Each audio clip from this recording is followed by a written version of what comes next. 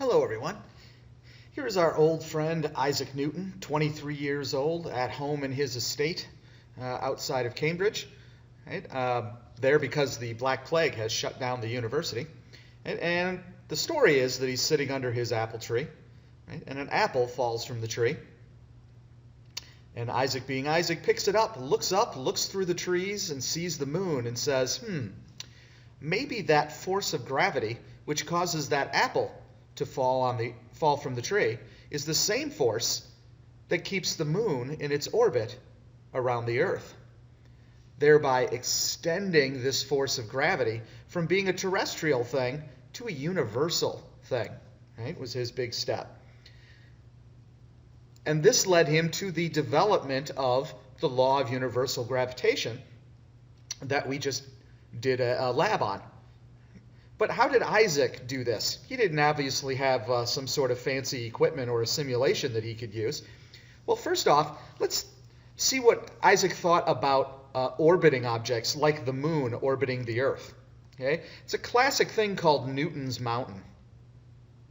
So here's a little example, right? So we've got this big mountain here on the Earth, and there's a cannon on top of the mountain, right? And you can shoot a cannonball off. The cannon's pointed horizontally. Right? And the cannon just simply shoots the ball. Right? And it travels in a little parabola and lands on the ground, right? Projectile motion. If we up the speed a little bit and we shoot the ball, it just goes a little further, but still in a parabola. But notice what happens as we start to speed up even more. Right? Now it's going further, and you'll notice the Earth is starting to curve away from the ball. Well, if we get it going fast enough,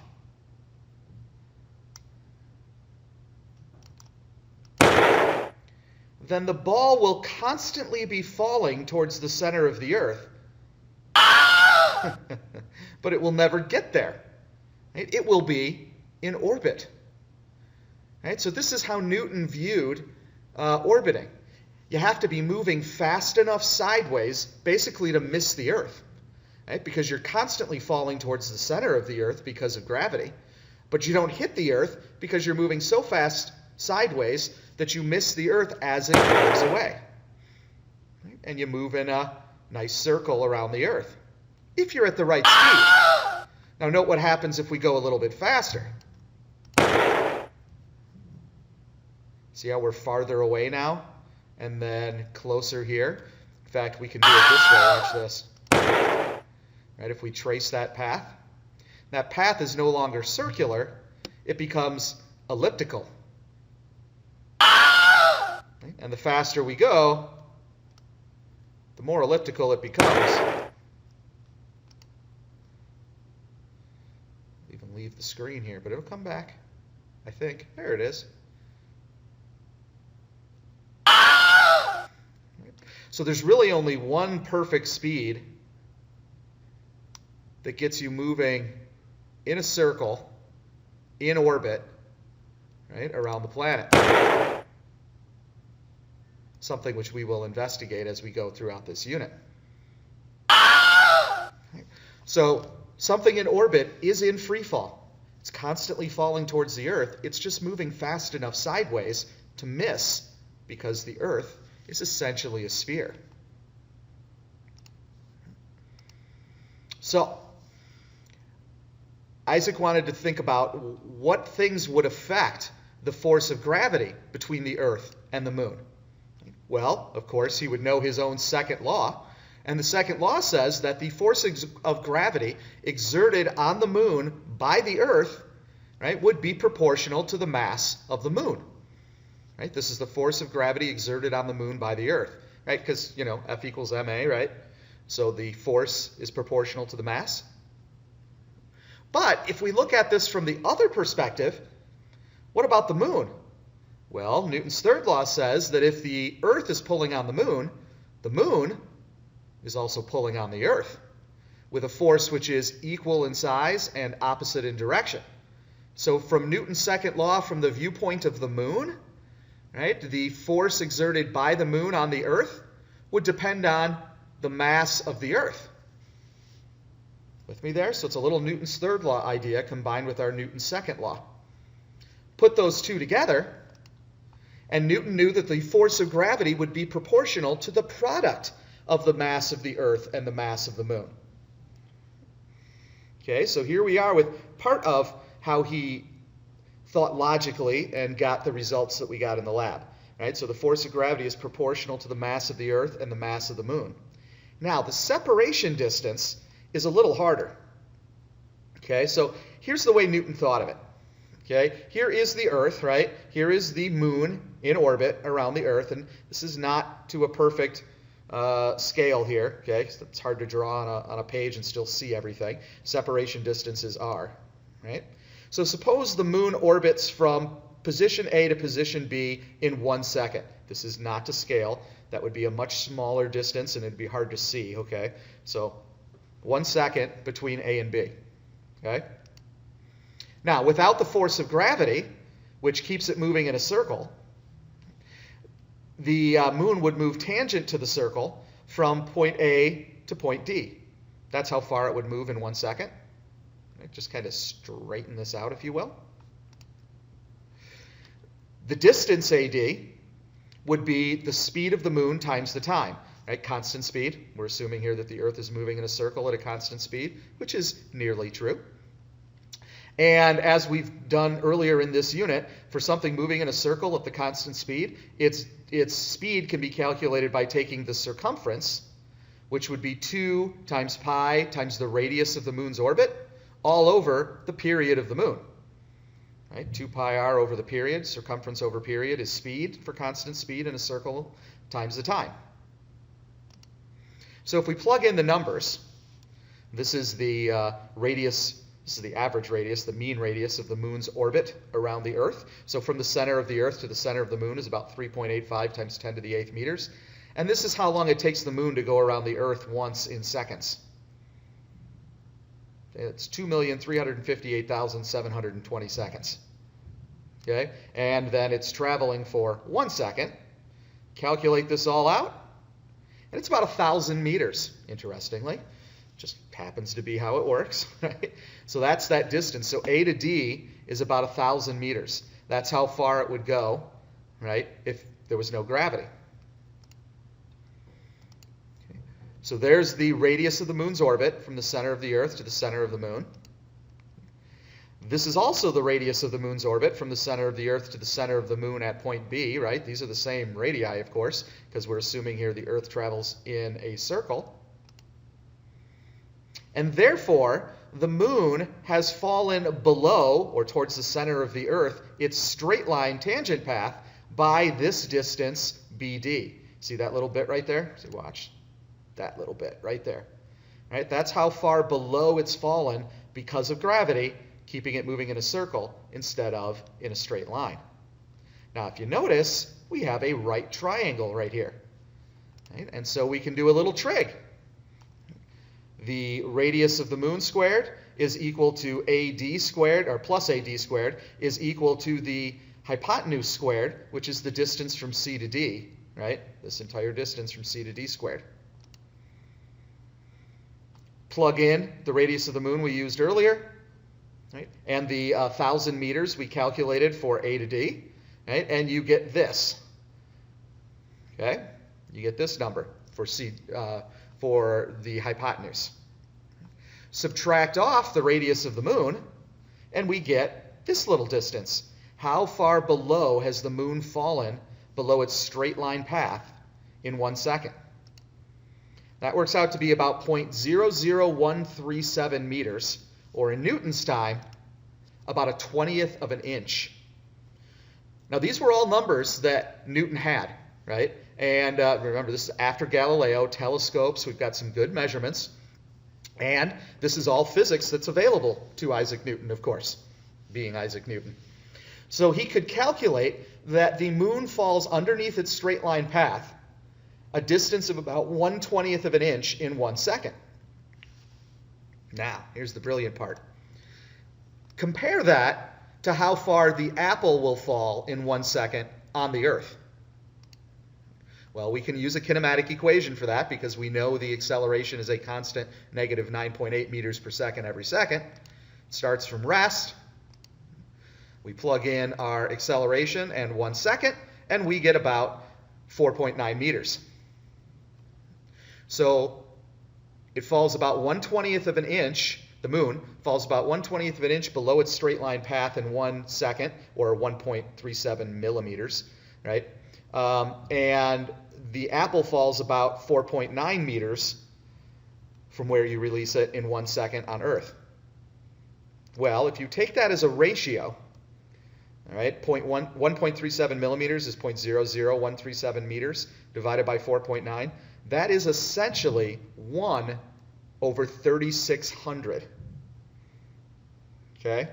So the apple on the Earth falls about 3,600 times further than the moon does in 1 second. Okay? Well, what's the difference between the two? The difference is how far away they are from the Earth. Right? So, this had been known since, BC here, so millennia ago. There's an ancient Greek by the name of Aristarchus, right? Aristarchus of Samos. Okay? He did some geometry and measurements of lunar eclipses, positions of the moon and the Earth when it eclipsed. Okay? And he figured out that the moon was roughly 60 Earth radii away from the center of the Earth. Okay? If you take the radius of the Earth, by the way, known by this time because the ancient Greeks thought the Earth was round. Okay? So they had a decent approximation of the radius of the Earth.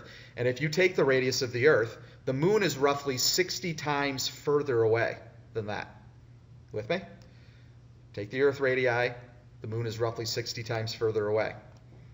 Okay? Radius of the Earth times 60 is about the radius of the moon.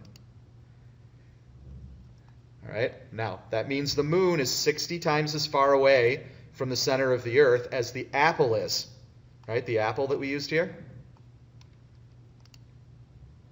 And notice 60 squared is 3,600. So the moon is 60 times as far away, and it falls 1 over 3,600 times as far as the apple at the surface, which is 1 over 60 squared, which is the ratio of the distance to the moon to the radius of the Earth. And therefore, the force of gravity is inversely proportional to the square of the distance between. How do you like that? If you need to rewind this part and go through the logic again, do. It's kind of brilliant, right, what Isaac Newton did here. He couldn't do some fancy experiment, so he kind of tried to prove the relationship that we found using a simulation, right, by logic and data that was available about the moon. So the moon is 60 times as far away from the center of the Earth as an apple is at the surface of the Earth. But the moon only falls 1 over 3,600 times as far, which is 1 over 60 squared, right? Which is 1 over the separation squared. So the force of gravity is inversely proportional to the square of the distance. This is called an inverse square law, and it happens in different places in physics. Basically, the reason it happens is when you have things that are spreading out in a spherical nature or a circular nature from a central point. Okay, this is like the strength of a water wave. If you drop a pebble and it makes a wave that propagates out in a circle, the strength of that wave dissipates as an inverse square with the distance. The intensity of light from a light source which goes out in a sphere in all directions, right, varies as an inverse square with the distance from the light. Okay? And this picture kind of shows why. Okay, so here it's 1 radius away, right, and it's covering this much distance. But when it's 2 radii away, now notice it's not covering twice as much distance. It's being spread out over 4 times the area, if you will, not distance, but area. It's twice the distance, 4 times the area. So it's only 1/4 as strong. If you go 3 times as far away, now it's going to cover 9 times the area. Right? These are the perfect squares.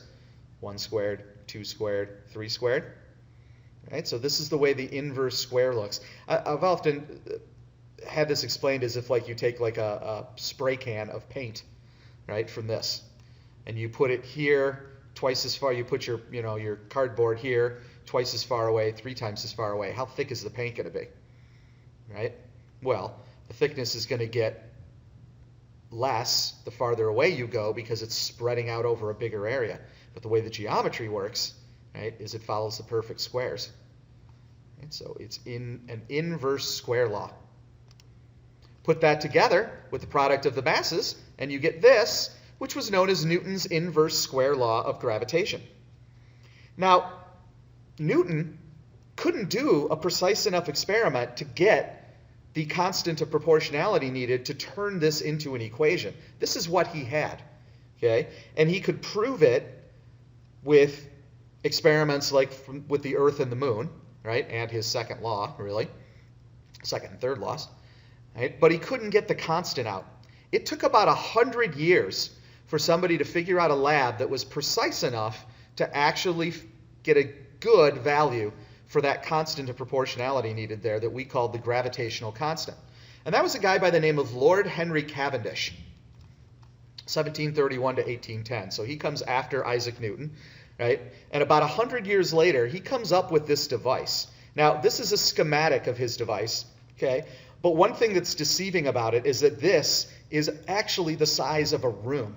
So I found this picture that was sketched, all right, that was drawn. This is supposed to be Cavendish, and he's looking through the little eye hole here on the side. See, here or here, right? But look, I mean, this is at his full height. He's looking at this. Right? And then this is the apparatus inside of the room. So this is a huge apparatus. Essentially, you've got what we would call a torsion pendulum, a bar hanging from a wire. See, there's a wire right here running up, all right, and a bar hanging from it. And there's 2 little lead balls hanging here and here, okay, at the end of the rod. He could rotate this one to bring up 2 very large and heavy lead balls nearby the small ones. Okay. They would attract the small, and that would make this bar rotate. And by measuring how much it rotated very, very precisely, he could get an estimate of how much torque and then how much force was being exerted by the big balls on the little balls, right? So he had to have, first of all, it's really hard to get, gravity is so small, unless you're dealing with really large masses, right, that he had to get a really precise experiment. This thing wouldn't move that far, okay?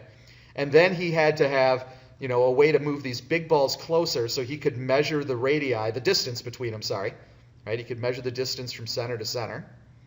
And then watching the rotation, and actually he would watch the oscillation and calculate, but he could figure out the force involved.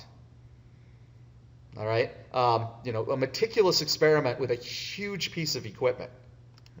Here's another little schematic of it in a very simplified way. So you've got the bar with the torsion wire, right? A wire, and using the little balls at the end. You bring the 2 big balls up on either side, right? And they attract the little balls, which makes it rotate through an angle. Right? And depending on the angle and the physics involved, you can figure out the force that takes to rotate it. Depends on how strong the wire is and that kind of stuff, right? So this was how Henry Cavendish did this with a very complex torsion pendulum. These days, you can do this lab with a very expensive device, a tabletop-sized device instead of a room-sized device. They actually put like a mirror on here and shine a laser at it, right? And the laser bounces off, and then they measure how much that mirror rotates. Very small little rotations, right? You can measure because the mirror makes the laser change, and then you can measure it a little further away. It's complex, but it's doable, but it's very expensive and hard to keep control of everything, which is why we did a simulation. So Henry Cavendish came up with the gravitational constant, as we call it, which, as we measured in the simulation lab that we did, is 6.67 times 10 to the negative 11 Newton meters squared per kilogram squared. And therefore, he finished the law of universal gravitation. Right? Big G, product of the masses, all over the separation squared. Right? And remember that the brilliance of Newton was to take this force of gravity, which we only thought at the time was terrestrial, and to expand it. Not just out into the universe between the Earth and the moon, but between the Earth and the sun, right? And then even further between any two masses, right? So Newton was saying if you're sitting right now next to somebody else, right? Your two masses, you are attracted to one another with a force of gravity. And according to his law of universal gravitation, the more massive you are, the more attractive you are. How about that? Right?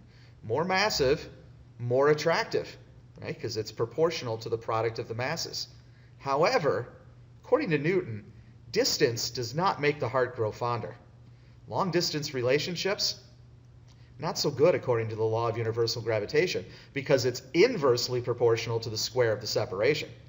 Right? So if you move further apart, the force of gravity, the attractive force between you, will shrink. I know, you can't really take physics out into the world, but it's like opposites attract is an electrical thing. So, maybe it'll help you remember where this stuff is, even though it's not really, social science, not hard science like physics. And don't forget, r is the distance from center to center of the objects. Technically, it's a quantity called center of mass. Okay? Center of mass to center of mass is the separation distance. Now, I've been telling you this story a couple different times about Isaac Newton and the apple falling and him saying, oh, maybe the force of gravity which pulls the apple, makes the apple fall on the earth, is the same force which keeps the moon in its orbit. That story might just be a bunch of bunk. That's a story which only came out later when Isaac Newton was fighting with Wilhelm Gottfried von Leibniz, all right, Wilhelm von Leibniz, over who discovered calculus. Okay, Leibniz came out with calculus and said, hey, look what I figured out about math. And Newton said, well, I've had that in a drawer for ages. Like, I knew that a long time ago. And in fact, he accused Leibniz of stealing the idea from him. And he accused Leibniz of kind of plagiarizing a bit because they wrote letters to one another, as they often did in those days. And Newton claimed that he had dropped hints about calculus, and that was how Leibniz figured it out, that he didn't do it on his own. And in fact, they had a very bitter battle about who should be credited with the discovery of the calculus. Eventually, it went all the way to having a trial at the Royal Academy of Science in England over who should be given credit. Now, of course, at the time, Isaac Newton happened to be president of the Royal Society in England, and needless to say, he won the court case. But still, it was a very bitter battle. And in fact, history says that Leibniz died a very kind of bitter guy because of Newton trying to steal his thunder. And it kind of depends who gets credited. If you're honest, it's really probably both of them, right? That they were kind of working on the same things. There was a lot of stuff kind of in the air. This happens a lot in science, and they kind of came to it independently. But you will still see some historians and some books credit one over the other. Interestingly, while Newton is probably more commonly credited with it, we actually use Leibniz's notation. When you learn the notation in calculus of like dx over dt, right, for derivatives, and the integral, the stretched German s for integration, for those of you that have had some calc, those are Leibniz's notations, not Newton's. Newton wrote his calculus in a different way. So then, why this story? Because for Isaac Newton to have figured out the law of universal gravitation, he said, well, I would have already had to have known calculus, right? And since I figured this out when I was at my estate in Cambridge during the Black Plague, see how long ago I knew what calculus was? And what he was talking about is something that I'm not going to do the calculus on, but I'm going to explain. It's called Newton's shell theorem. It says if you take a uniform spherical shell of matter it attracts something with a force of gravity that's outside the shell, as if all of the mass of the shell was concentrated at the center. Okay? Take a shell of matter. You can look at it and say, okay, this is going to act as if all of that mass was in the center, and then you can measure from center to get the separation distance for the law of universal gravitation, right? Now, the calculus behind this is, well, let's break up the Earth into a bunch of little pieces. Each one of those pieces would attract the apple with a force of gravity.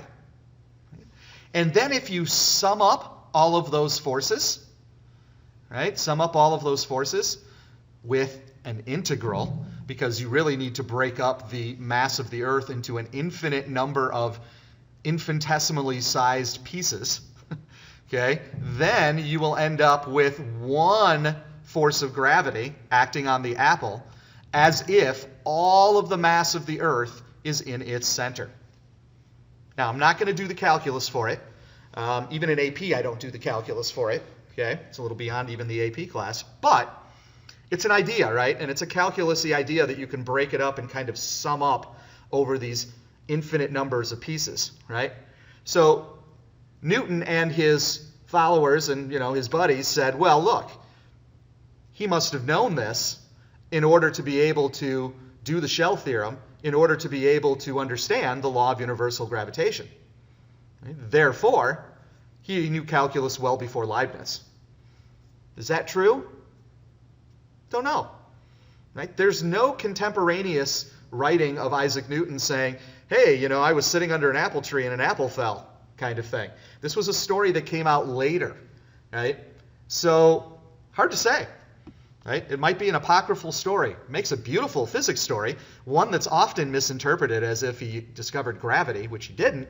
Right? He universalized gravity, right, to be between any two objects, first step being between the Earth and the Moon, right, instead of just being something that we knew about on Earth, and then gave a magnitude to it with his law of universal gravitation. But it may not really mean when he knew calculus. Newton was, but on the other hand, it could be true, because Newton was known for doing things like that, for having things in a drawer that he just wouldn't put out to anybody. He did not like to be criticized. Did not like to be criticized. And so he would often just have things. There's a famous story about Halley, who the comet is named after, coming to Isaac Newton and asking him about the orbits of the planets being ellipses and a calculation being done for it. And Isaac basically says to him, oh, well, I did that a long time ago. I've got it in a drawer somewhere. I'll find it and send it to you. And sure enough, he eventually sent a proof to Halley about planets traveling in ellipses and how that would fit everything. Just had it sitting in a drawer, just didn't put it out to let anybody else know. So it's possible the story is true, but even if it isn't, it really makes a fun little story explaining kind of how gravity became this universal force, right, that we talk about all the time here in Newtonian mechanics.